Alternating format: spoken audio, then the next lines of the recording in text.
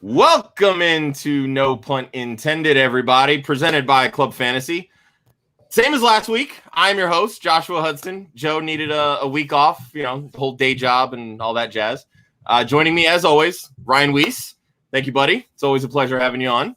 That's right. And this week, we brought in the Mock Draft Kings for our first annual, I guess. Maybe we'll do this every year. I don't know. Mock draft heading into the 2021 offseason. Big Travy, Johnny Game Time, and Austin from the Fantasy Whisperers. What is up, gentlemen? Hey, we're here. We appreciate being called the Mock Draft Kings, although there's probably not a worse thing to be crowned king of, like a fake draft of fake football. But we'll take it, man. We'll take it. Hey, I feel like a rock star right now, so I'm gonna take it, dude. Well, that's why we put you on the top shelf, Johnny. Yeah, appreciate that. Makes sense. Appreciate that. All right, as I mentioned, we are doing a mock draft. This preview this week, we've got a 12-team setup, basic PPR, standard redraft stuff. Ryan went through, set all of that up, got everything hyped up on Twitter. So, Ryan, I'm going to kick it over to you as we get this whole mock draft stream started. Boom, and there it is. So, yeah, we went with 12-team, and I first of all want to bring up, if you haven't followed the Fantasy Whisperers, follow them. They do mock drafts every Monday, and they use a lot of different, standards. So they do every kind of mock draft you could really think about. With this one, I wanted to really keep it almost bread and butter, the kind of thing you're going to be playing in your basic office league. So it's a 12-team league, 2 running backs, 2 wide receivers, 2 flex, 5 bench spots. We're going to go through, draft these teams. Each one of us is going to pick our favorite at the end. We're going to do our best to pick different teams so everybody can hear something good about their team, except for one team. Mm-hmm. If there's time, I want to pick a consensus least favorite who we think would finish last out of this draft. And it's not to hurt anybody's feelings, though I am not a nice person. So it's a little bit to hurt your feelings. But more importantly, it's for Don't you worry, to get better. It'll probably be mine, guys. We'll take the heat for you. I promise. The hosts are not off limits there. So it's to help people get better. Mistakes that were made help you kind of see how we would do things different, because it's kind of what we do. So, like I said, we're here to help and hurt just a little bit. So I'm going to go ahead and jump over to Sleeper and click start this draft. It looks like we have Pee Wee 31 at the 101 spot and begin draft. Let's kick it. Love me a full room. Yeah, I know, right? Love this. Well, I saw just lit up. The draft has started. I saw one of your boys, Jay Bleezy or what is it? Jay Blizzy, yeah. Blizzy, yeah. Josh is actually our Whisper Nation Listener League champ. So I was going to say, I know he's in all of your drafts and typically does very well. So. Oh yeah, he's definitely good. He'll be here to snipe all of Johnny's picks. It looks like, because he's at 9, Johnny's at 10. I'll get him a couple of times though on the way why back. not? Don't worry about that. Hey, I just want to say it's nice for once that people, can't see my picks. So, because they're normally on the screen. So it's nice for once that we've got no excuses now. Yeah. There we go. There we go. There we go. I'm just happy that Big Travy's not going to time out, because I feel bad. He's always typing in the chat, doing everything for the show, and then ends up timing out on his picks at some point. I can't take all credit, but I do try to get in the other chats. Johnny produces a mean show over there, but I'll give him that. But yeah, last couple weeks, you're calling me out right here, Ryan. I definitely I'm on the clock. Timed out here. And see, Josh. Yeah. Josh knows what's going on. That's what happens. Hey, I forgot I was in 4. Heavy is the head that wears the crown there. Hey, Josh. We're doing our job. That's what we want. Yes, we want to distract him. Yeah, apparently. I get my 1-1. That's all right. It would have auto-picked Derrick Henry for me. I'm not going to complain about that. So. Yeah, the Derrick Henry disrespect is interesting this year. But, what is he? It's running back, so, it's fair. At the end of the day, it's PPR. When he doesn't catch pass, dude topped 2,000 yards last year and still wasn't, the best in PPR. So I get it. You want the guys that are catching passes, the first 4 backs off the board. Those are guys that can easily catch 60 plus catches this year. And are we confident enough in Devonta Adams that he should be going ahead of any of these running backs right now with the Aaron Rodgers situation? Well, I'll tell you right now. We've been running our mocks based on what we know, and all we know right now is that he's under contract and scheduled to play for them. So, if it is how it's supposed to, and obviously I'm a Packers fan too, so got the Adams jersey behind me there. I'm a little bit biased, but I will definitely be taking Adams in the first round if we know Rodgers is there. Ahead of which running backs? Well, I think you can make the case ahead of Derrick Henry just because of the passing, but like to Josh's point, like was still a monster in volume and finished his guess what RB3 in PPR. So it's not like he's finishing outside the top 6, 7, or 8. So Johnny, you are. I think but you also have to keep in mind too, McCaffrey missed all of 3 games. Right. Barkley only played in 2 games. If those guys play a full season, even at 2,000 yards, is Derrick Henry still RB3 in PPR at that point? Right.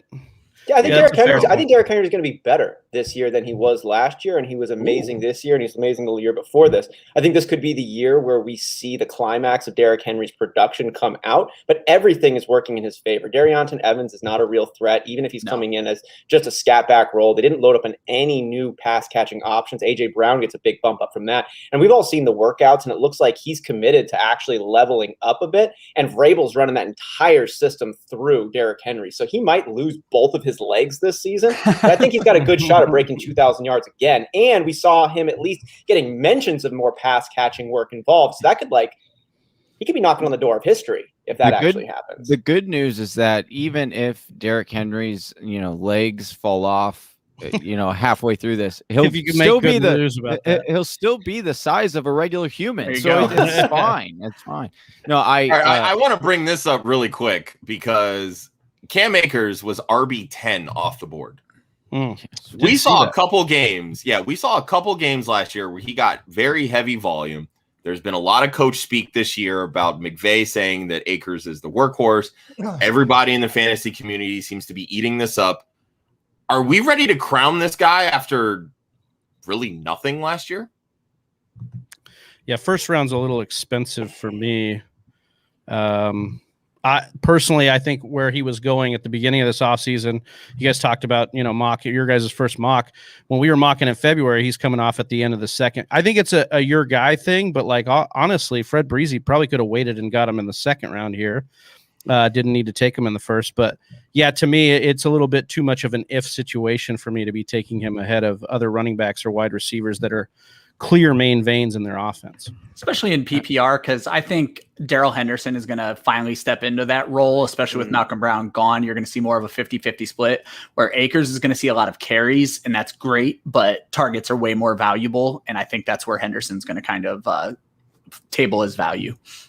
Wow, am I the only one drinking the Kool-Aid here? Because I'll tell you this, granted, 111 I do think is like it's getting up there, and like the caller's getting a little tight around that kind of draft pick. I much prefer if you can get him at that 202 spot, and that's like your second running back, because I do think there is a legit shot that he has a top 5 running back year, because we've seen this system with a guy like Todd Gurley. I'm not saying he's Todd Gurley. I'm just saying that system. And now you've got a major upgrade, in my opinion, of Matthew Stafford over Jared Goff. They're going to see so many more opportunities in the red zone.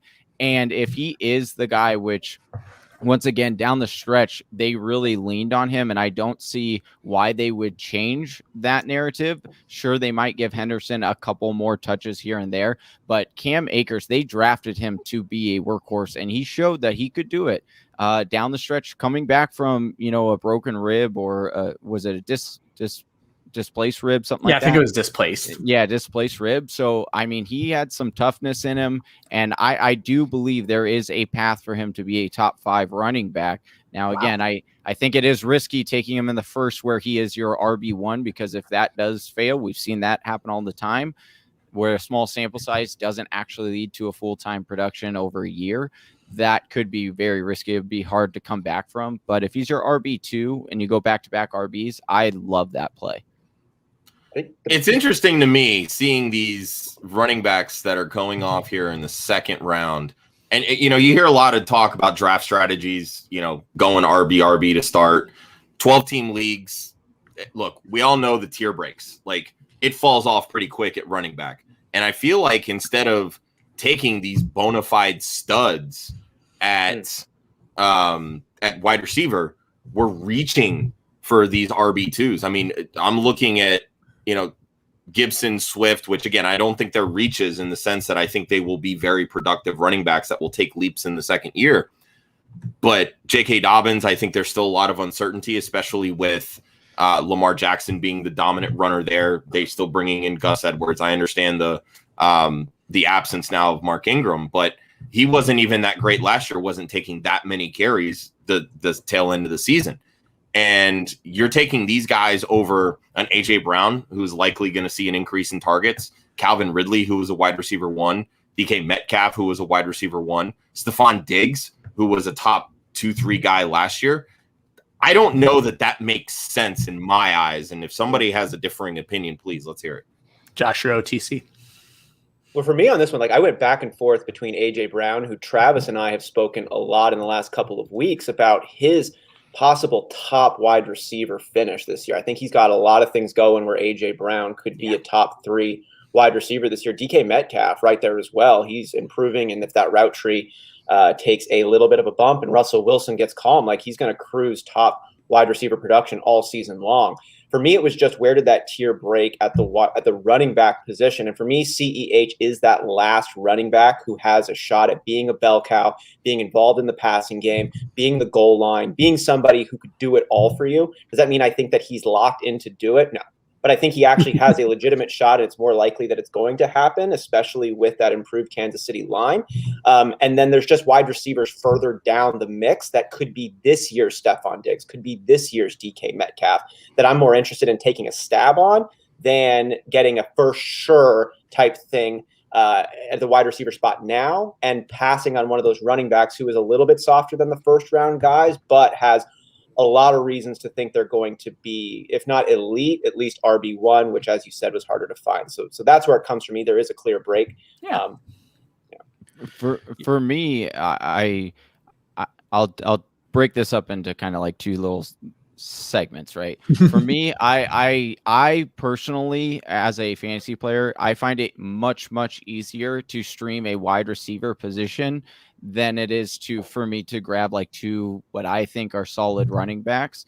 And so that's how I like to play. I also was thinking about going AJ Brown, but Austin brought up a great point on our Monday mock draft. And that was that you have to just plan for your underwear to be taken, right? And so in drafts. And so I'm just gearing up that I'm not going to be able to get AJ Brown.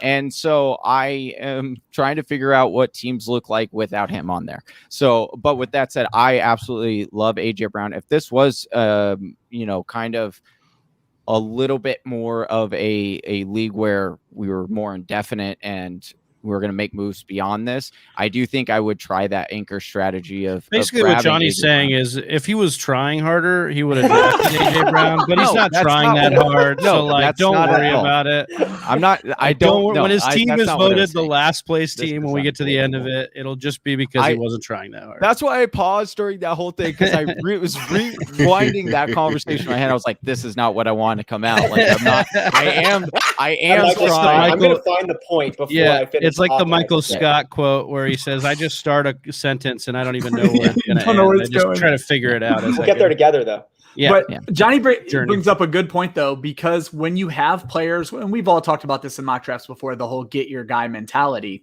When you have players and you want to get your guy, where your draft pick is really makes you have to plant that flag earlier than you might want to, because in Johnny's just specific slot, he was the 110. You're already in the back end of running backs. You want to go running back there. So he would have had to pass up on Antonio Gibson on his turnaround pick in order to grab AJ Brown there. And then he'd be looking at this. Johnny, you're up, brother. I said, Johnny. Yeah, no, I know. was going. I was like, you're back not and forth. hosting. You shouldn't be forgetting this. Come on. No. I was going back and forth between Keenan Allen and I trust that everybody could see it at this point. I have to really like kill the rest of this draft, or you guys gonna think I'm tanking it on purpose or something. But Josh, you brought up one interesting point where it feels like we're reaching for running backs, and here's why I think that is in essence true. And I'm not going to pretend my projections are the end all be all, but one thing I noticed when I finished up my projections today, my first little run, I have 18 running backs project to score 200 or more fantasy points. I have 36 wide receivers projected to score 200 or more fantasy points. Is that PPR scoring, Ryan? PPR, full PPR. Yeah. I love that. I mean, it happens every year. I mean, even when I was doing my projections last year, like you see just the amount of the sheer volume of wide receivers that have that chance to pop.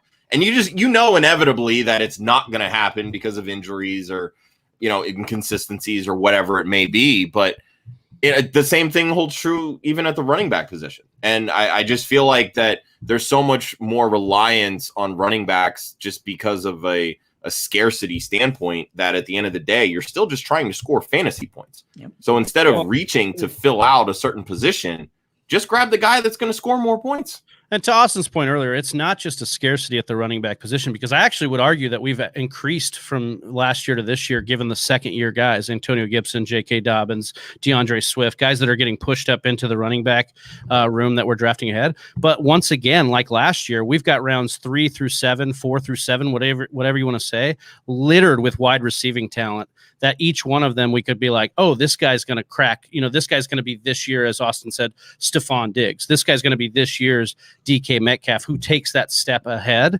And I just think we're just seeing that continuously. And so, yeah, we're going to see these top. I just have to say I'm pretty proud of this draft, and I'll probably screw it up by saying this, but we don't have a single quarterback drafted yet. And we're in the 4th round. This pretty good stuff, pretty by the book stuff, which, always sucks because you'll never get a draft like this in your home league. Exactly. So. And the one thing I want to add on to Travy's point there is when you get a dice throw wide receiver that you're hoping is going to take a couple tier jump up, even if they don't, they're probably still going to have some decent production. They're not going to just be a blank spot on your roster, which actually may be a pro or a con, as where with a running back, if you're gambling on him being a dude, and he's not, he's just burning a hole. So it's get rid of him, but that wide receiver.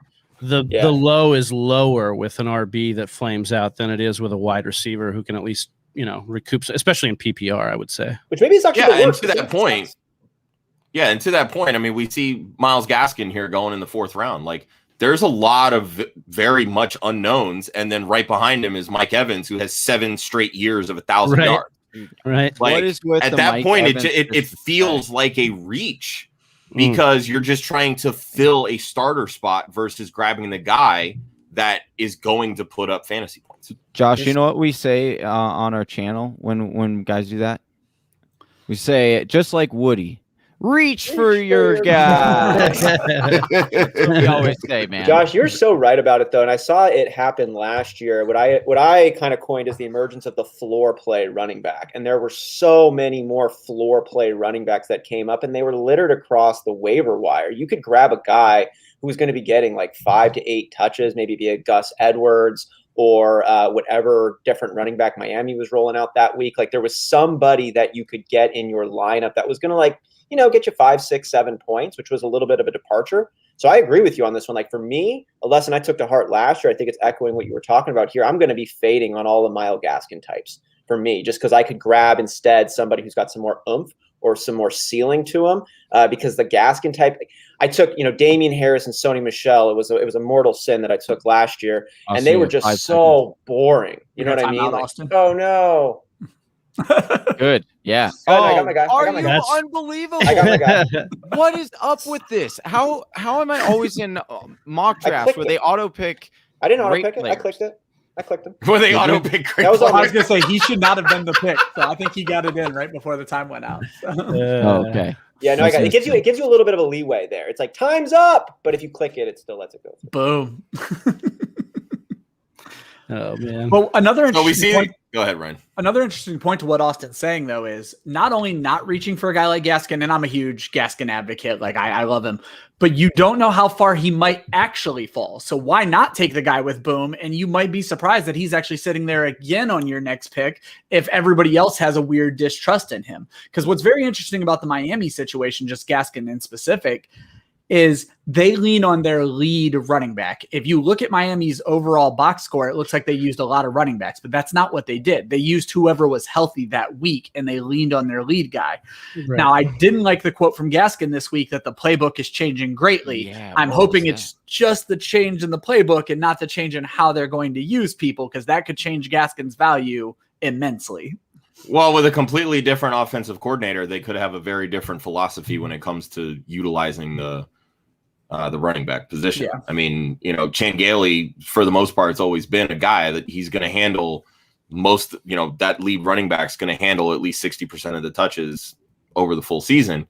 And they'll work out, however many players that go in and out of the lineup. So, they don't really have any world beaters in Miami. Let's be real. Yeah. Everybody was banging the drum for them to draft a running back, and they waited until the 7th round to do so.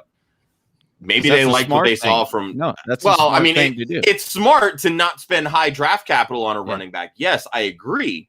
But when I say high draft capital, I'm thinking like first round. Like get a guy in the second round, especially with the amount of picks that they have. That's not a bad thing at all. Well, I think that we're going to really start to, and honestly, I really feel bad for the running back position and players that are going into football to be a running back, because I can honestly see that being the direction that position's going, whereas more and more teams uncover these running backs that are undrafted and plug and play running backs and see the analytics behind that, because there are some analytics that do back, that you could just grab a plug and play kind of running back that fits certain metrics, right? Then that's going to cause this depletion. Now, you will always see these elite running backs that will be taken higher, but I think as more and more teams, we've seen this evolution of how analytics plays a part in players' draft capitals and things like that. I think we could start seeing that with the running back position. So I do think that that's something really, really interesting to take note of with the Myles Gaskin, was that he was a 7th rounder. So he wasn't anything significant. So when you're talking about players, and we sometimes mention this, when you're drafting, not only draft for right now and like what you could potentially think, if you're excited about a player, sure, draft them. Like you want to watch players you enjoy drafting, but also have in the back of your mind, like, okay, if this guy isn't who I think he is this name going to still retain some kind of value to where I could get out from under this if it's not working? A guy like Myles Gaskins, if it's not working for him, it's going to be hard to trade him. Yep. But if you have a guy like, maybe Miles Sanders or David Montgomery, who are going kind of in that same realm, and they don't pan out right away, people will still buy those players because they're like, oh, like I know that they have the right name. Yeah, exactly. So that's something that we like to point out as well during drafts. That's actually. So I'm going to mention 2 things really quick. 1, of course, I was contractually obligated to take Deontay Johnson here. Yeah. And 2, I'm getting yelled at by our host to feature his comments on from YouTube. Joe, what a good-looking group. Of course, minus Ryan and Josh. Thank you, you asshole. And the handsomeness ratio really takes. What a fucking egomaniac. Jesus Christ. All right, Joe, you're done. Bye. Go back to work. Shout out to Joe. He'll be on our show on Friday. Yes, where we'll be talking about the AFC East. So that'll be really, really fun. Really looking forward to that. I wonder if Joe be prepared for long-winded diatribes about the Patriots. Hey, no, I mean, you've got long-winded diatribes from him. You'll get them from Johnny. It'll be a great show. Long-winded diatribes about the Patriots. Call the last decade. Yeah. So with them going within 3 picks of each other, I'd like to hear everybody's take on Amari Cooper versus Cd Glam this year. I mean, it's a high volume passing offense. I mean, like I really at the end of the day. Yeah, go for it, Josh. Go ahead. I was going to say, I mean, at the end of the day, they could very well end up being neck and neck. I mean, we saw it last year with with DK and with Tyler Lockett. I mean, when I did my projections in the offseason, I literally had them back to back. They were, I think it was 20-21 or 21-22, and they finished 7-8.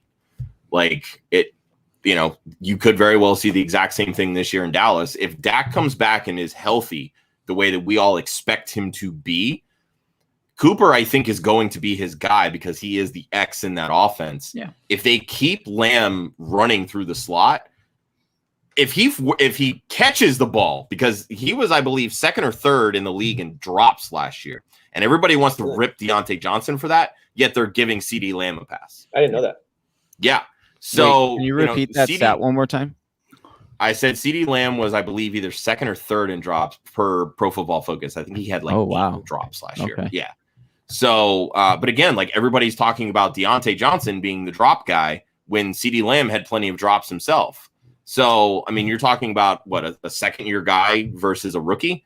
Like, these are young players. They're going to get better. If Cd Lamb gets better, those numbers are only going to go up. And really, the odd man out for me is Michael Gallup in that instance. Yeah, I was basically going to say similar stuff to that, probably not as eloquently as Josh, but I was just going to say that Amari Cooper, to me, makes a lot more sense, and he seems to be QB proof. So even if Dak were to not come back healthy, I mean, obviously they had Dalton last year, but Amari Cooper held his value pretty well last year without Dak. And so I guess I would just say that as far as a prospect is concerned, familiarity with the offense, and then as Josh said, what role he plays in the offense, the targets are definitely going to funnel to Amari Cooper first and then Cd Lamb secondary. But I think to his point, like we can have both of these guys succeed. And maybe if you wanted to just say like, give me my guy. And if your guy's Cd Lamb, then take Cd Lamb. Like I have no problem with that. Like, I just think that Cooper is also getting a little bit slept on in the 4th round, similar to like a Mike Evans, you know, where it's like you're getting a guy that's probably going to be very productive in X wide receiver in one of the highest voluminous pass offenses we're going to see this year, because they didn't do anything to their defense that makes me think they're going to be markedly better and not be throwing a whole ton more. They're definitely going to still be throwing a bunch. Yeah, the big knock on Cooper has always been consistency. And he seemed to lack thereof. And last year he was consistent. And he just seems to be way more consistent with Dallas and with Dak than he's ever been, you know, in Well, I think the big thing was McCarthy's offense. Like they went through and they made him a focal point in this passing game. And I think part of that is his contract. I mean, if you're going to pay a guy $20 million a year, throw him the fucking football. Like it's not rocket science. The funny thing about Amari Cooper, your investment, you know, Amari Cooper is like the most inconsistent, consistent player that I can think of off the top of my head, where his games are so volatile. Yeah. But with the exception of the 2017 season where he only started 12 games, he's broken 1,000 yards every season of his career. And that includes his rookie season. That includes the Dallas to Oakland transition season as well. There's only been one time where he played 25% less games that he hasn't broken 1,000 yards. So it's kind of this funny thing where like, I think he deserves a lot of the criticism that comes his way, but at the end of the season, he kind of always gets it done. And I don't know how we should appropriately evaluate him. You asked the question, if I'm drafting, I'm just going to take whoever falls to me. I'm not going to take the first one, and I'm stoked whoever I end up getting. I mean, it's a classic case with most of these teams that have 2-3 viable passing options. I mean, you know, I'll bring up the Bengals because we've seen now 2 of these guys here go in the 6th round. T. Higgins went first, and then Jamar Chase goes to Ryan here at the 605. Like the Bengals last year, and I feel like a lot of people are kind of sleeping on this fact. They had 3 wide receivers that topped 100 targets last year. Yep. And that was with only half a season of Joe Burrow. AJ Green is now in Arizona. You now slot Jamar Chase into there. Same question. Which of these guys are you valuing better? Chase, Higgins, or Boyd there in the slot? I do want to give 2 cents real quick on the Amari Cooper CD Lamb because I have a great stat for that. Do it. To back Austin's point, prior to last year, actually, because last year Amari Cooper was actually the most consistent he's ever been. Mm-hmm. But prior to that year, he was a Tyler Lockett type of player. If you look at his production, he got 50, and it was crazy. It was like clockwork.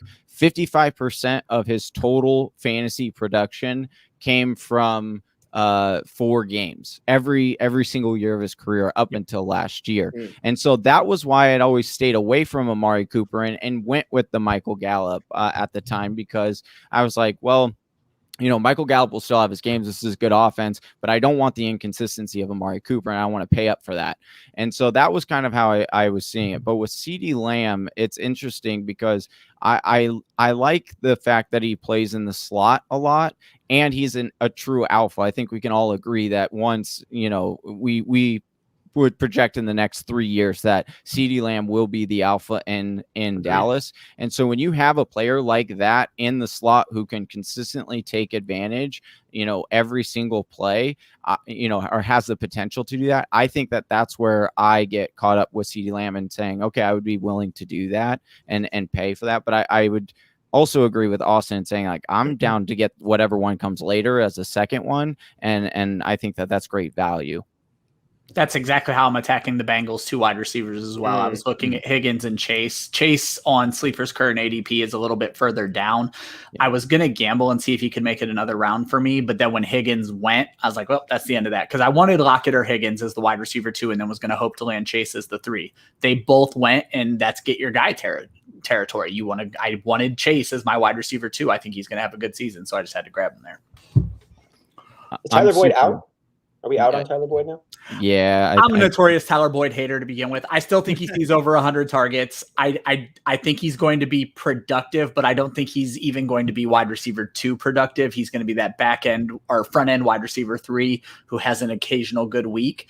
But I think everyone likes to point to what Boyd was when it was he and AJ Green, and that's absolutely fine. Higgins and Chase are, I'm not saying they're better than what Green was in his prime, but it's 2 guys who are approaching AJ Green in his prime that Boyd has to now overcome. And that's a lot. So, and not just that, but like who Burrow is as a passer too, does not cater as much to a Boyd situation, especially when he's got a guy in Higgins who he established real good rapport last year and a guy in college that he established good rapport with in college. So he's, like you said, not just the talent perspective, but the chemistry perspective that now he has to overcome.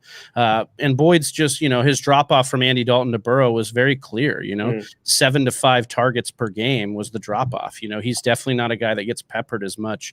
And it's a vanilla situation. It's like Jarvis Landry, going from, Jarvis Landry to a definitely more talented wide receiver. No offense to any of the guys there. And then even if you break it down, even past that too, like, okay, well, what's his touchdown upside? Because maybe there's that, but it's like you've got, like you said, the chemistry with Jamar Chase. You've got a T. Higgins who's 6'4" on the outside, and then you've also got Joe Mixon. So it's like you're going down the chain of kind of commands as far as, okay, what's the likelihood that he would garner a fair share of red zone targets? And it's like, well, even that's kind of low. So it's like, I think he is the odd man out, but I will be honest with you. I am so used to Jamar Chase coming off in the end of the 4th, early 5th, that I thought he was gone. And so I would have definitely taken Chase over Ayuk. Are you serious? Yes, because I love Ayuk. You know this, but really? I'm a big Deebo Samuel guy. Like, I like the value of Deebo Samuel. And so, like, if I could have gotten Chase the round before and then, like right here, I would take Deebo. I would have taken that over probably whatever I'm going to choose. So many interesting wide receiver duos where it's like that. We're like, I want one of them and I don't really care which one it is. So, yeah. Samuel's not one that I'm targeting at all. Yeah, I'm a huge value guy when it comes to drafts. Like that's what I look for. I'm like, I like players at values, and then I can go from there and I can make trades, because that's the other part that I really enjoy is making trades. And so it's like plays into my game. But some people don't like that. Some people want to get their guys at the draft. And one thing I want to throw out real quick for our listeners, if you are someone who does not watch live, I will post this draft board to our Twitter page tomorrow when we post all the links to the show. So that way you can kind of see what's going on. We're not talking about every pick or giving you a full breakdown. You'll hear a lot about the teams at the end of the draft, but as players go off the board, we're going to talk about the ones we find interesting. But I will make the full draft board available for everybody tomorrow. And then we can really get some opinions on who had the best draft. There you go. Or the worst draft. Yeah, then it's forever. It's up on the Exactly. internet forever. Exactly. We're done. Come on now. We know it didn't happen unless it's on the internet. Let's There be you real. Yeah. go. Take a picture. I wanted to come back. Josh, you mentioned Debo's not a guy you're targeting. Can you just elaborate on why? Because I like Debo, and I think that him and Ayuk play such similar roles. And I would be interested to hear that conflicting argument for Debo or against Debo as a guy you're targeting. For me, it's all about availability. I mean, going back even to college at South Carolina, he was consistently hurt. You know his style of play. He's the type of guy that's going to stick his nose in there, and he's going to punish people for trying to tackle him. You can do that as a running back, and he's built like a running back. But when you consistently develop injuries based on that style of play, you kind of need to start altering your style of play. And I don't know that he's going to alter his style of play. So for me, it just boils down to availability. And, he's somebody that I think there was one game last year where I think it was his ADOT was like literally negative yards. Like they were just, all they were doing was pumping him with bubble screens and then yards after the catch, which, hey, is great. If that's your offense, that's your offense. So be it. I think Ayuk just works better as more of a true route runner and a true downfield threat versus Debo that I think is more of a Z type where they're going to create plays for him and generate him via the scheme. And I would much rather trust the X guy in that offense than the Z, because I've seen the X in a Kyle Shanahan offense absolutely explode. And that goes all the way back to his time in Atlanta, in Washington. Like that's just that style of offense. They spent a first round pick on Brandon Ayuk. Right. I don't think you do that unless you feel like, hey, this will be my guy. So I would rather pay up to get Ayuk in that situation. That makes sense. I like that breakdown for sure. I do agree with the your X and Z wide receivers for sure. And yeah, I do project Brandon Ayuk to be the 1A here. But what I like about this, and it's a good point to bring up, this is PPR.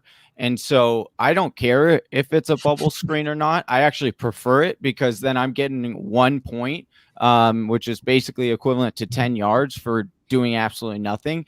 And you also look that the reason they do that is because of the type of player Debo is. Now, I granted, I didn't really think about the missed time, and you are absolutely correct there. He does miss a lot of time. So, and having to pay, this is a little bit gambling on that for sure, but I do like, yards after catch. He ranked 14th in the league last year, even, despite missing some games, a fair amount of games. And he's a yak monster. And that was why he got drafted in the first place, was because he's a yak monster. And that's why, you look across Kyle Shanahan's entire offense, and that's what he goes after, yak guys. And that's why Brandon Ayuk was kind of a surprise that he went so high, but it was because of that ability. So I think, once again, these are two guys where we keep throwing out, give me the whatever guy is cheaper in that duo. I think this is going to be a productive offense. It's going to move. And I think that I would take the stab on the cheaper guy, but I do like Brandon Ayuk for sure to be that alpha guy. So, and he is a lot less injury prone. So that was a good point, Josh. I like that one. Thank you. They're kind of like 1-2. What do you think about I like TJ Chark this year, but I also really like Shenault on there. Is there any reason to consider Shenault over Chark, or how do you evaluate those two with Lawrence coming in at QB? Well, you guys, I actually brought up a point in the comments on your last show with all of the Travis Etienne playing wide receiver news. That actually worries me for Visca. Now, I think it was Travy who brought up he had heard a lot of news that they're going to use Visca more like an alpha. So that kind of can push those worries away. But it's kind of like what you heard about Visca when he came out. He was a wide receiver in a running back's body. Well, now they're literally trying to do that with Travis Etienne. And so it makes me a little nervous that they're in the same lane. And if they're in the same lane, there may not be a lot of fantasy points for one of them in that lane. So it's like Chark because he's 6'4" and stands apart, then maybe his and even Marvin Jones just because of what he can do with the 50-50 ball. And it's one of my favorite. I think I say this, I sound like a broken record. I'm not a big college film or anything guy, but it really struck me how well Trevor Lawrence throws the deep fade, the back corner fade in the end zone. And he has Chark and Marvin Jones who can do that so well. I'm really excited to see the amount of touchdowns they could potentially put up this year.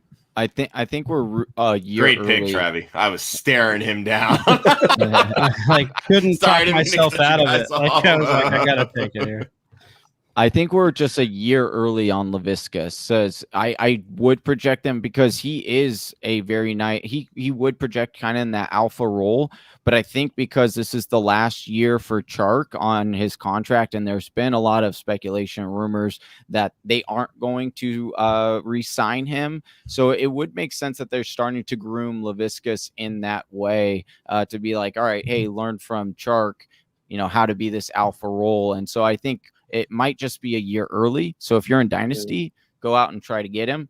Yeah. But if for redraft, it might be a little slower. You might have to wait until DJ Chark if and when he gets hurt. Well, that's even a bigger point in Dynasty is you can try to go get him now, but the hype is still there now. Mm-hmm. Wait till he has 2 or 3 down weeks during the season, and that he might be a very easy buy at that point. Yeah, you could sell the Lawrence. You could sell Lawrence's lack of chemistry with him or something like that early on for sure. And then look how they're using ATN. That he's not going to have a chance this, that, or the other. But we all know next year ATN is going to be a regular running back. It's very likely Marvin Jones isn't there. Like this, because the lane is going to open up pretty big for him next year. Yeah. Mm-hmm. Yeah, and I think the difference between Laviska and Debo, let's say, both injury prone in high school and both or in college, and both their style of play can get them in trouble because they can get all over the field. But Viska is actually a guy who projects way better to be an alpha based on like the year that he broke out. He was definitely like a Heisman Trophy candidate for all of the things he was doing. They weren't just gadgeting him. Yeah, they had carries in the red zone, but he was a guy that like got up and got the ball on 50-50 balls as well. So I think Viska's got a higher ceiling for me than like a Debo Samuel or other gadget style wide receivers. But he's still got to get it done. Like we can't keep saying that every single year too. One of the things I liked about Viska though was you always hear the hyperbole when a guy comes out of college that he's a threat to score every time he touches the ball. We saw that from him very early. And we saw defenses be afraid of this guy. And it's not like he's a big guy, but they knew if he touched the ball, he was a threat to score. And so it was nice to see that hyperbole make its way to the field. Well, I mean, Viska, I think, is what, 6'2", 220? Yeah. He is a pretty big guy for a wide receiver. And he runs like it. So, again, similar to Debo, like they have this sort of play style where they're just going to hit you. They're going to run over you. They're going to take the punishment. And that plays into their availability. I mean, Viska, he missed a couple of games last year, missed half his junior year in college, I believe. So, I mean, again, you're looking at a guy that, I don't like using that injury prone label, but you've done it twice. Your best, but the thing is, your best asset is availability. Your best asset is availability. And when you're not available, you're not scoring fantasy points. It's that simple. And at the end of the day, you want to draft players that are going to score you fantasy points. I mean, shouldn't we all go ahead. Go ahead. I was just going to say, shouldn't we all come to the realization that Tim Tebow is going to score all the touchdowns for this team anyway? So fuck Tim Tebow. He's not even making it out of Benjamin's not on the field. Hey. Stop with that bullshit. Jesus Christ. So let me ask you guys then down that street. At what point do you start to maybe gamble a little bit more with your picks? Like you talked about, you have to have guys that score fantasy points, but at the end of the day, you also have to have guys that you need to drop as well. So, I mean, you're not going to have your whole entire roster, the same roster as you do at the end of the year. So at what point do you guys kind of, personally, or do you guys recommend that you guys start taking a little bit more gambling on your players? For me, it's right around now. Yep. I was going to say right around now. One of the things I do right about here, chase the upside. One of the things I do at the beginning of a draft is we know we're going to take the guys ranked higher up. We don't know what order they're going to go in. I start scrolling down to the very low ADP guys for guys that I see with upside, and I only add those guys to my queue. Because then when I start hitting these round 10, I don't care about ADP anymore. I just start grabbing the guys out of my queue because they're my high upside guy. So you asked this question at the perfect time because this is exactly when I start doing that.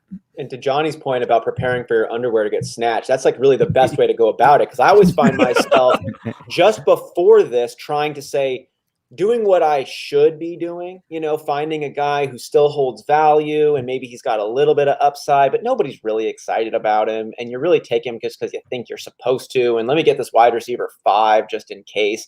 It's like that's a recipe for misery as far as I've seen in the fantasy years that I play. Like grab those guys that you're like, no, watch this league, and then remember me taking him in the 12th round at the end of the season when the entire industry is talking about it. Like it's way more rewarding to jump down there, Ryan, just as you talked about, and to fill those guys up. And you're actually going to change my draft behavior from here on out. Like I'm exclusively double digits onward. Like if I have to get 3 pages down. I don't want anybody to see. Real hipster. It's funny though, where you said you have to remember what round you'll take it. I'll never forget this fantasy draft moment for a moment in my life. I play in a 14-team home league. It's basically been the same group of guys for a long period of time. And my youngest friends. Yes. Well, and I have siblings and everything in the league. John, the pain in Johnny's voice there.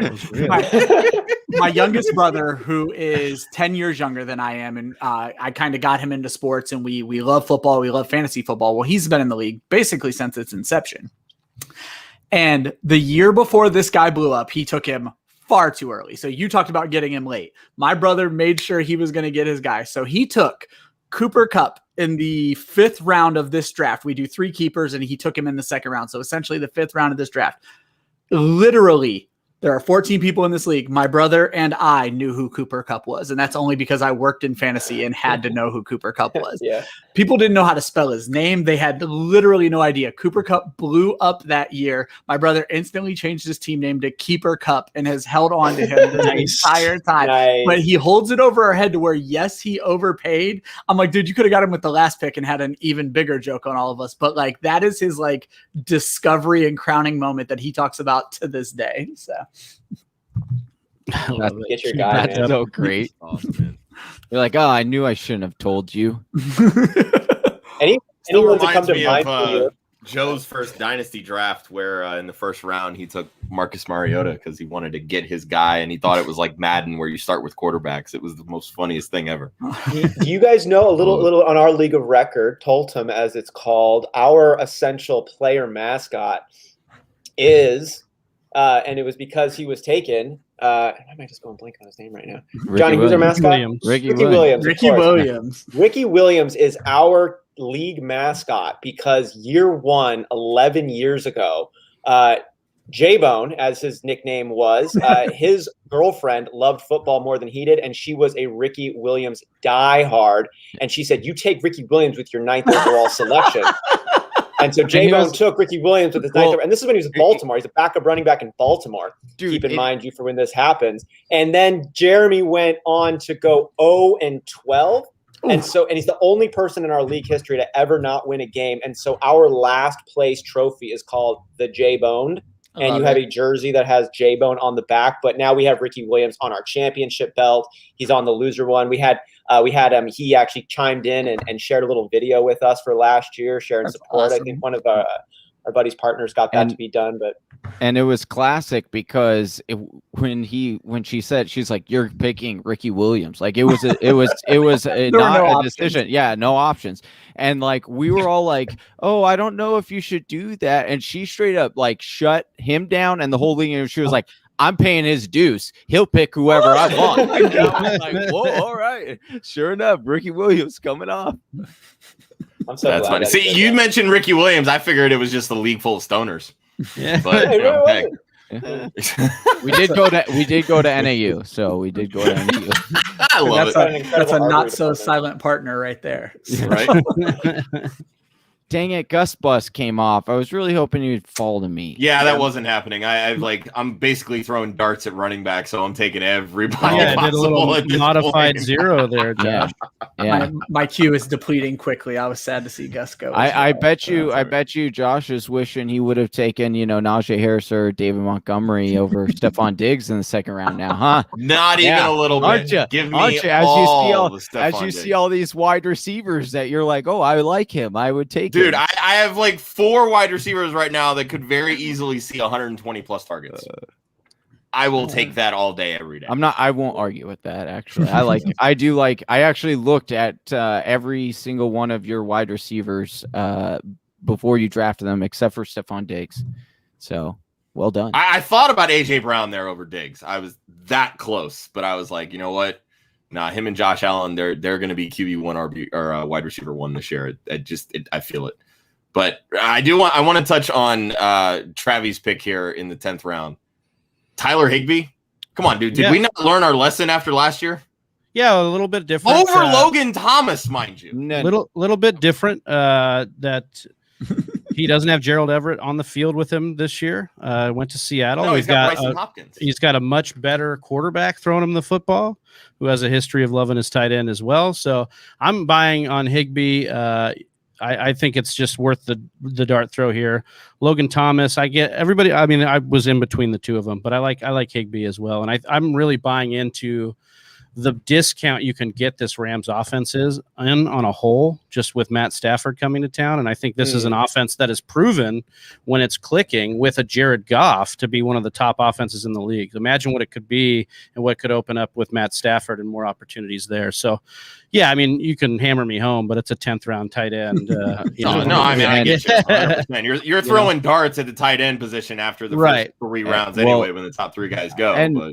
Josh, I want to try to convince you here, because I definitely, and I could go down on this hard. Hey, if Mike Wright couldn't convince me on Tyler Higbee, trust me, dude. Yeah, it was me on Tyler Higbee. Hey, I will say that when he was the only main tight end, right? He had over 14 fantasy points 1 week and 24 in the other week. That was just last year without Everett, right? And then back in 2019, when he kind of capped that off, week 13, he had 44 from weeks 13 to week 16, he was the only tight end there for the Rams. He had 44 targets, 438 yards, and a touchdown. TJ Hawkinson was the tight end 5 with Matthew Stafford last year.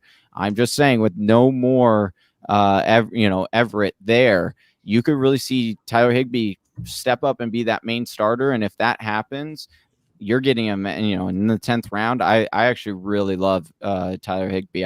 The only way that's going to happen is if Cooper Kupp and Robert Woods somehow miss a large stretch of games, because that's what we saw last year with the Lions. The reason TJ Hawkinson had all of that was because there was no Kenny Golladay. You don't think that Stafford could produce 2 solid wide receivers and a tight end? Not if they're throwing to the running back. I want to ask you guys a real question here. This is actually legitimately blowing my mind right now. We're in the 12th round here, kind of coming to the end of the draft. We're talking about tight ends, and I have legitimate tight end questions here. We talked about last year how there was all these upside bottom of the basement dudes like Jonnu Smith, like Mike Gesicki. These guys, sometimes they did some things, maybe they didn't. But I'm looking right now, and it looks pretty juicy. Still available. We got Logan Thomas, who was still mentioned. We got Evan Ingram, who's still on the board. I took Hunter Henry, but you had Hunter Henry and Jonnu Smith, who are both there, who could both be the top pass catching options in New England. Like, we got Cole Kmet, who showed some real flash. Yeah, Troutman. Are there some guys that are legit? Zach Ertz is still available. I know he might be washed, but that's still an exciting pick this late. Who are you most excited about from these bottom of the basement tight end guys that actually might be top 5 when it's all said and done? I go back to my boy Blake Jarwin. My initial projections, he came out as the tight end 10 for me. He's going to stay healthy. He's going to be a part of the best offense in football.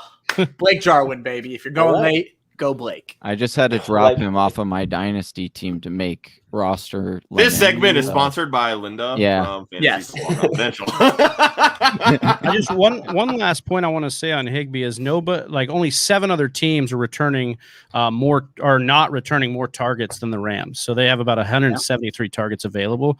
So Okay. there's stuff that is there for the taking. And if you say that they increase without Stafford, which I mean, I don't know, Joe, or Josh, do you want to go on record saying that Stafford is going to be worse than Jared Goff? Because I don't really. Oh wanna God, do that. no, no, absolutely So not. I will just say that Stafford I is think gonna, yeah, Stafford's I gonna be would- good this year. I have no no increase no that doubts about offense. that. I just think that there's some meat on the bone more than people are actually talking about there. I think there are, sure, but at the end of the day, Sean McVay still wants to run the football. Oh yeah, and you should So, want to. you know, You need to protect exactly. all those picks that you went and give up for Matt Stafford. Yeah. I agree, but Matt Stafford is also a guy who loves to throw the football, and I think McVay wants to open this offense up. He's wanted to do that for years and has been hamstrung. I mean, their first by a guy. available draft pick this year, they drafted Tutu Atwell. Right. When they already have a pretty dominant slot receiver in Cooper Kupp, who has shown that he struggles when running from the outside. Right. So unless you're planning to put Atwell on the outside and keep Kupp in the slot, that's why the only wide receiver on that team right now that I trust is Bobby Trees, is Robert Woods. I want nothing to do with Cooper Kupp this year because I don't know how they're going to use him after them spending their first draft pick this year on a slot receiver. Do you think him and Goff's relationship really helped Cooper Kupp's productivity? I think it definitely did. in the red zone. Definitely in the red zone. Yeah, definitely in the red zone, sure. But I mean, even going back to college, like Cooper Kupp had really good hands. He was a very smooth guy out of the slot there, and he continued that here in the pros. So I don't think it was all just his relationship with Goff. I think it was just they put him in this best situation to succeed. McVay didn't When I get heard into Cooper his Kupp's head. dad named him Cooper because it would sound good over a football PA system. I was like, okay, you did look it up, Google it. Cooper Kupp. How good would that sound coming out over a loudspeaker? His dad asked him and named his kid Cooper Kupp, and now he's an NFL player. So maybe he's committed to making it happen forever. But I like your points there, Josh, and I'm probably going to follow them in my draft. So he owes it to his dad now. There you go. Well, there was a really interesting piece that was written shortly after Goff was traded to Detroit, and it was talking about how Sean McVay was very frustrated with Goff because he felt like unless he called the perfect play for Jared Goff, he couldn't complete the play, and so he really had to scale back his playbook in order to do that. He really wants to open this thing up. Like he's a very intelligent guy. I'm a big fan of his. I'm not trying to I don't know, kill it on the show on Sean McVay, but I will say like he's super smart in what he likes to do and how he develops that offense. And based on what I was reading from like inside sources and stuff, is like that relationship was really bad. And so Sean McVay was forced to actually call plays, or call games and run more because he was not sure whether Goff could actually complete the play. So I think that changes with Stafford. And I think that's fair. It seems like Stafford's more developed. What's insane about Stafford is that he's only 33 years old. I feel like he's been around and hurt for so long that he feels like an old man. But for him to only be 33 and to be able to go there, you're like, a lot of people are avoiding players like Matt Stafford in Dynasty. Matt Stafford could give you 3 more good years, and that's what you're hoping for in Dynasty. Really good years. Well, Ryan, when you start the first part of your career in Detroit, that's an extra 10 years on your age. So he's basically 40. It's like being president where you just age way quicker. Yeah, exactly. Yeah, and he spent the first couple of years in Detroit getting absolutely murdered behind that shoddy offensive line. So yeah, it's going to be interesting to see how that Rams offense as a whole looks. I know Chris over here picking 12th, big Rams fan. I know he has some high hopes for obviously the team going forward with Stafford, and I don't know. Like I said, Robert Woods is really the only one I trust from a pass catching perspective. I like Akers, and I think he'll ultimately be the bell cow. I said it all year last year that again, it's kind of what I was just talking about with Tutu Atwell. They spent their first available draft pick last year in 2020 on Cam Akers. Yeah, after moving up for Darrell Henderson the year before. Exactly. That is a screaming admission that this is our guy. Like we're going to make them a feature in this offense. And, what the whole bringing in Atwell just baffles me, considering they already have a dominant slot receiver in Cooper Kupp, and they just extended both Woods and Kupp. So I don't know if Atwell's ready to play football in the NFL. I mean, maybe he's not. I mean, he needs to eat a few cheeseburgers. I mean, he's only 150 pounds, so, But hey, look at that. We have a mock draft that's complete. Yeah, we do. Yeah. I do want to get just to finish up this tight end talk, because I thought it was real sexy here. I want to get your guys' input on Logan Thomas. You had mentioned Logan Thomas, and I want to get your guys' input on what you guys think of Ryan Fitzmagic going there and his lack of kind of producing a top tight end. I mean, you hit it on the head. It's well-known rhetoric, but it's that because it's right that Ryan Fitzmagic is going to focus on his wide receiver one. It's going to be a great year for McLaurin.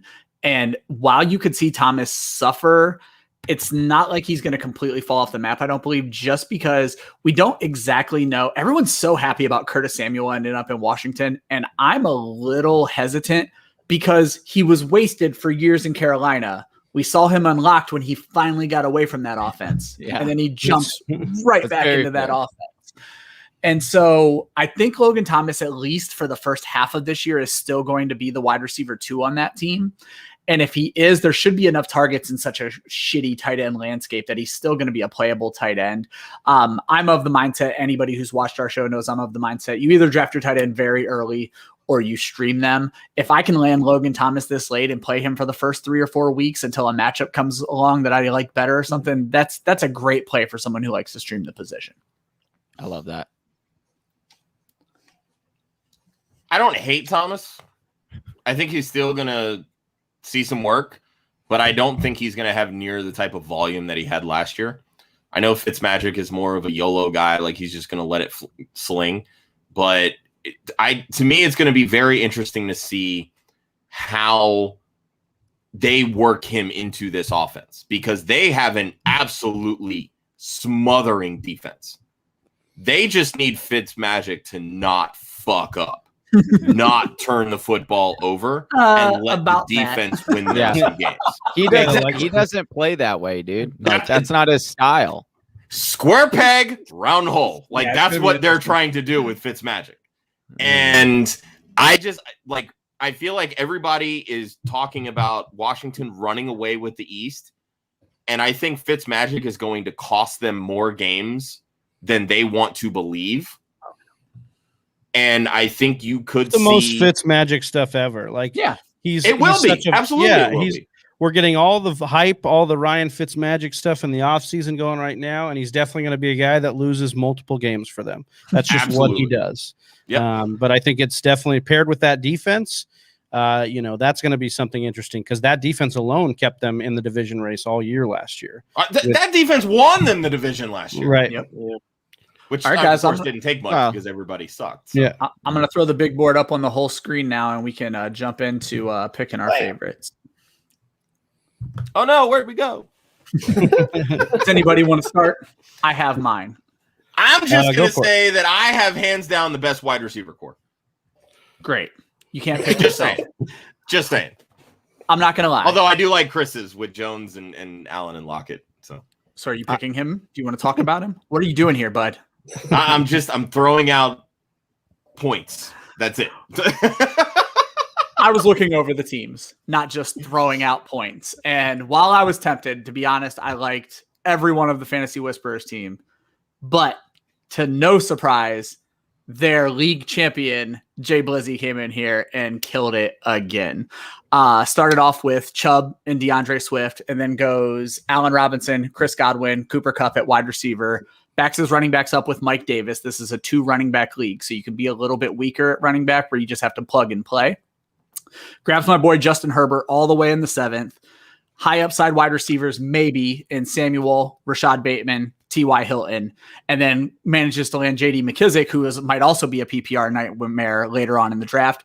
He did do 2 cardinal sins for me, but he did them late enough. I don't draft backup tight ends or quarterbacks, But if Logan Thomas, last year's tight end 3, is sitting there in the 12th round, and Matt Ryan, who is a potentially top 10 fantasy quarterback, is sitting there in the 13th of a 12-round draft or of a 12-team draft, I feel like that's too much value to pass up. So I'm giving my crown to Jay Blizzy. Yeah, I definitely, in 12-team leagues, I don't hate drafting a backup. If it's a 10-team league, I'm not drafting a backup quarterback. But 12-team, it's there's still enough that goes on that, quarterback will get hurt. And I've seen it falter for me on numerous occasions where I don't have a backup in a 12-team. My QB goes down and I'm absolutely fucked towards the end of the season. So yeah, definitely don't hate on that. And kind of going through and looking at, I like Blizzy's team as well. Yeah, it's not a surprise for me that Josh Blizzy, Jay Blizzy that we have here kind of did this, but I do like Chris's team. Josh, you actually had me looking at it, and I do like what he did going tight end early, then getting Eckler, PPR monster, obviously, of course, and then the wide receiving core stacked. If you're going to have Lockett, have him as your third wide receiver. I love that. Yeah. The Melvin Gordon situation with Javonte Williams is kind of a little scary. We've heard some reporters saying like they could cut Melvin Gordon this year. I don't know. Like if we're drafting today, I like this pick. I think Melvin Gordon's getting slept on if he's still on the team right now. And then Tannehill, I just think has just been a monster, and people just sleep on him all the time. So really like Chris's team, probably for a close second with Josh's. I think I'm going to go with the Fantasy 5 here at the 108 spot. Took Ezekiel Elliott, then Joe Mixon. Can we can win? Because if so, I would have just chosen myself. No, you can't pick yourself. Come on. I didn't pick myself. I know. You picked the winner. I mean, you're pandering. I get it. Well, I'm being honest here because this is the reality. All right. Grabs Ezekiel Elliott, then Joe Mixon, 2 solid running backs to start in your 2 slots. Then you got Kareem Hunt, who was drafted in the 4th round, who I absolutely am really, really liking this year as just a very solid RB2. And where he's going, I just think that it fits him really well.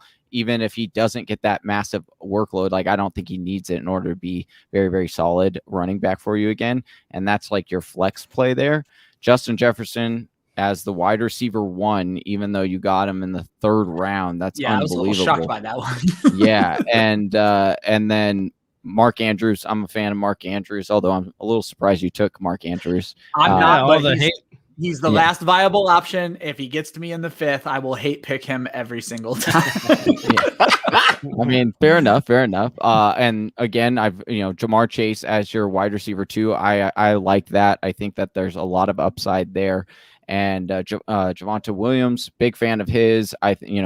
You brought it to our attention of how the Denver actually split last year. Yeah. It was a very evenly split between the 2 running backs. So I do think that's interesting paired with what Travis was saying. That makes that pick very, very intriguing, especially in the 7th round. Tom Brady, we're done doubting the guy. And if he doesn't pan out and actually Father Time does once and for all get to him, then it's easy to stream that position. Yep. You got Antonio Brown. I was looking at him. Corey Davis. I'm a big Corey Davis fan. Henderson, who we talked about, his upside late. AJ Green. Listen, as a Cardinals fan, I do think that AJ Green is being a little bit slept on as far as I still think he's going to get a good amount of targets here in this offense. And so you're getting him super late. And then Paris Campbell, I actually was going to bring Paris Campbell up earlier in the show because we got the sleeper update that he should be good to go. Yeah. And I was a big fan of Paris Campbell last year and was really hoping for the breakout. And then he got injured. And so I was going to ask you guys what you kind of thought of Paris Campbell, but overall, I really like that draft. I dig that team a lot. Yeah, definitely worth a flyer on Campbell. One thing I want to quickly throw out is I picked the 1-8 because I watched your show on Monday, and I thought the guy from the 1-8 in your show did the best. I'm starting to fall in love with this 1-8 spot if you get to pick your spot in fantasy drafts. So I wanted to give a quick second to shed a little light on Slebo in the 1-2 because I would agree with pretty much most of the points that have been made about the other drafters here. And I think we got a lot of good teams we're looking at. Certainly not a lot of bad teams for sure. And I want to give Slebo some credit here for while I don't love the team, I don't think it was at any fault of his own. And I think he just drafted really well. I think it was a really value-based draft. Getting DK Metcalf there in the third, love to see that. And then Cooper in the fourth. And I'm looking at the guys that he could have taken or that were available afterwards. And I'm like, no, I think he did the right thing. Exactly. Yeah, good balance between upside and floor play. You get Lamar Jackson there a little bit later down. You still hold that upside. Maybe you like Kyler Murray more, but we're talking about a guy who was the number one quarterback not too long ago. Guys then like Leonard Fournette and Raheem Mostert to balance out that running back rotation where we know the risk that's involved with them, but these guys could be the leading guys for run-heavy teams. Marquise Brown, if he takes a jump, we all know what he's capable of. Jarvis Landry could be the number one regardless of Odell Beckham. And then Carter and White, I think these are nice upside plays. Mecole Hardman, we expect to take a bump up. So it's just, I think, a well-drafted team, and I wanted to give them a shout out. PPR in the 13th round is huge. Yeah, that's just disgusting that he fell that far. But again, I see it. I mean, when you look at the quarterback situation there, like we all thought he would do well last year, and Cam Newton just absolutely shit the bed. Obviously, we expect the changing of the guard at quarterback there, but we don't know how long Belichick's going to stubbornly stay with Cam Newton. We all know if they do, that's going to hurt. He shit the bed because of COVID. We all know that. No, he shit the bed because he sucks. I'm actually still on the side of COVID. Joe is going to kill me, and I was thinking we weren't going to get Josh in the Kool-Aid today since Joe's not here, but apparently he's won over. I'm playing the role of Joe here. I mean, somebody's got, I had to put on a different hat, but I'll never wear a Red Sox hat. So I mean, I don't disagree with the Slebo like dark horse kind of for just a well-drafted team. All right. Does anybody want to nominate someone to pick on? I have. All right. I have to go with the guy we started picking on, Fred Beasy, when we talked about Cam Akers initially. I just think that this team, I love look, first of all, I just need to caveat this. I thought there were a lot of well-drafted teams. It was hard to pick like one certain one that I didn't like. But this team, particularly like from rounds 4 down, has a lot of question marks for me. Gaskin, obviously, we talked about the draft capital and how he's just not that.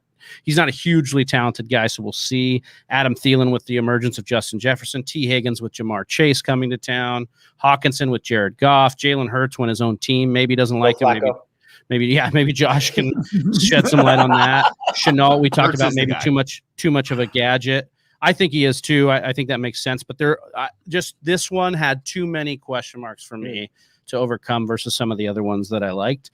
I think it has the ability to be a playoff team, like a lot of teams start off that way. Absolutely.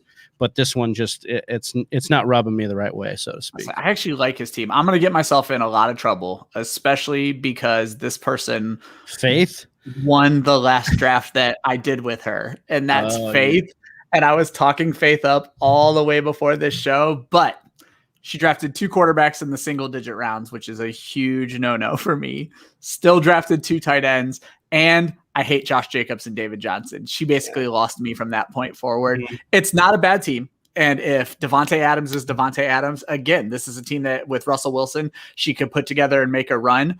But I don't like middle-of-the-road tight ends. I don't like 2 quarterbacks in single-digit rounds. So I beg for her forgiveness already, but I'm not going to get it. Sorry, Faith. Yeah, I mean, you guys kind of touched on the 2 teams that, were kind of least appealing to me. Fred's team, I just think there's way, way, way too many question marks there. Same thing with Faith. I love Dobbins. I think it was a bit of a reach. David Johnson, I'm not touching anyone on that Texans offense. Like, there is not a chance in hell. I don't care if I get him in the 15th round. There is no fucking way I am taking either Brandon Cooks or David Johnson. It just is not happening. I'm sorry. I got to go with, for me, it's Pui 31 at the 1. And it's similar for the reasons Travis outlined with Fred Beasy's 4th round down selections. Just a lot of question marks. Yeah. I'm looking at outside of Christian McCaffrey, Calvin Ridley I like, but taken that early for me, I would rather have a Michael Thomas, a DK Metcalf, even a Justin Jefferson with Julio Jones still over there. I like the Najee Harris pick, but we know with a rookie, there's more risk baked in there. We talked about Cd Lamb and the other weapons that are on the team. We talked about Tyler Boyd and our lack of love for him. Kyle Pitts in the 7th is a rookie tight end. Nyheim Hines in a single-digit round when Jonathan Taylor's supposed to be the dog. Will Fuller's going to be suspended. Another rookie in Jalen Waddle. Carson Wentz. say a wing and a prayer for that guy. There's just a lot of question marks for me. Obviously, this could be a playoff team and take you to a championship. A lot of high upside, but there's just too many question marks for me to be enthusiastic about Pui 31 squad.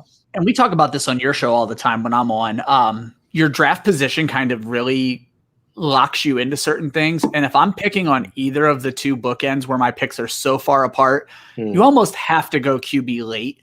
I love Josh Allen, but you could have addressed so many more needs there and then still landed Tom Brady 5 rounds later, Joe Burrow 3 rounds later, Matt Stafford a couple of rounds later, Dak Prescott even 2 rounds later, where you could have just kept pumping up your running backs and wide receivers because there's such a big gap between your picks. You have to be careful about getting a quarterback early in that spot. Yeah, rookie tight ends make me so nervous. Oh, yeah. And Kyle Pitts there in the 7th. He was the 5th, 6th tight end off the board. Like, I'm fine with that if it's dynasty. I'm not getting that at all. He doesn't have a single alpha wide receiver on his team. It could be the number 2 or later for every single wide receiver. Ridley's the number 1 guy there for me. Like, I'm not buying this whole Julio Jones thing. We saw the changing of the guard between Roddy White and Julio, and you're seeing the exact same thing now with Ridley and Julio. Probably. I like Josh's point of, like, if it's a keeper or a dynasty, I'm fine paying that because it's probably, if he ends up popping off, it's probably the cheapest you're going to get him if he ends up being a top 4. But in a redraft league where it's just like the slate is wiped clean every single year, I'm not touching Kyle Pitts this year. Boys, I think that's it. All right. Well, look at that. That was 75 awesome. minutes later, and look at that, Austin. We snuck right in under your hard out time. Y'all are amazing.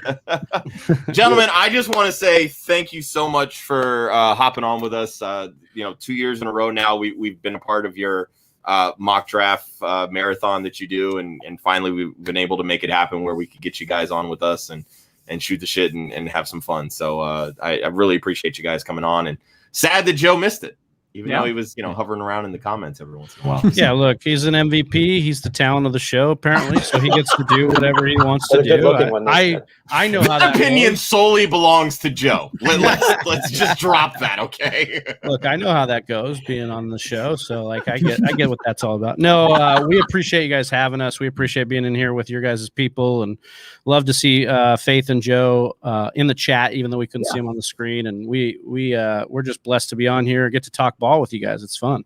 Well, you got to tell everybody where they can find all your stuff and pitch the mock draft marathon if you guys have anything on that yet. So this year we're going to do it in late July. It'll be the last weekend of July. We'll be doing the mock draft marathon. That's 24 straight hours of mock drafting. These beautiful men that are on with us right now and some more beautiful people in the industry. So make sure you just subscribe to us over on YouTube, search the Fantasy Whispers, and smash us over there. We got the fantasywhispers.com has all of our links. And if you guys just get on over there, we've got our free Discord channel, which we just popped up in the last couple of weeks. We'll get the link over there for you guys. And it's going to be a lot of fun. Now, I'm sure with that Discord channel, your drafts are going to fill up a little faster, but I highly recommend following them on Twitter if you like mock drafting.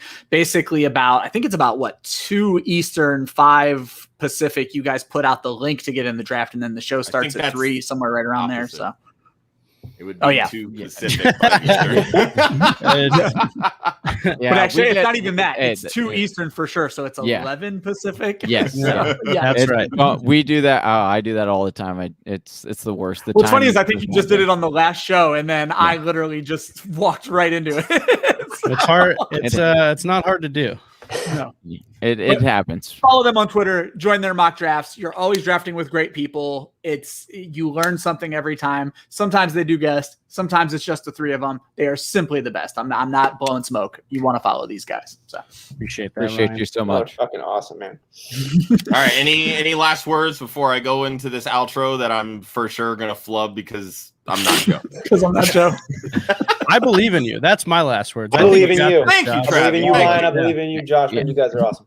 And you said it was 2 straight years, and we plan on making that 3 straight years with you guys on the mock draft marathon. Can't wait. Love to hear it. All right, outro it, Josh. All right, guys. Thanks so much to the Fantasy Whispers for coming on with us. Be sure we just dropped last week the latest episode of the Speakeasy. Linda sat down with Victoria from Ball Blast to talk about her rise in the industry and her latest podcast, the Ball Blast Dynasty Playbook. So head over to our YouTube page, youtube.com/Club Fantasy FFL. Give that a watch. And while you're there, don't forget to hit that subscribe button and check out last week's episode with Jorge Edwards from Fantasy and Frames. We talked about IDP leagues. So if you need an introduction and get set up with IDP, it's a great intro show, with me hosting because Joe wanted to be an analyst or something. I don't know. So once again, be sure to follow us at Club Fantasy FFL on Facebook, Instagram, and Twitter. The URL is clubfantasyffl.com. Once again, if you've yet to subscribe to our YouTube channel, get on it, youtube.com/Club Fantasy FFL. Next week, we start our A Look Inside series. It is our team previews that we do every year. Our shows will tackle 3 different teams every week. We're going to have articles up on the website 3 times a week. So be sure, hit that website, clubfantasyffl.com. Next week, we have not 1, but 2 guests on our show. You saw me hosting in place of Joe this week. Next week, we have the young fantasy mind himself, Hutchison Brown, who's been in the chat here for the last 10 minutes or so. He will be guest hosting. And our special guest for the show, where we talk about the Jaguars, the Jets, and the absolutely terrible Texans team, Howard Bender from Fantasy Alarm will be joining us. It's going to be absolutely fantastic. Once again, be sure to follow our awesome guests, Johnny, Travy, Austin, the Fantasy Whisperers on Twitter, at TF Whisperers on Instagram, at the Fantasy Whisperers. And once again, subscribe to their YouTube page, youtube.com/the Fantasy Whisperers. For Ryan at the Fantasy 5, the missing host, Joe at Joe_Zolo, myself at the One Hudsonian. Thanks for joining us, and we will see you guys next week.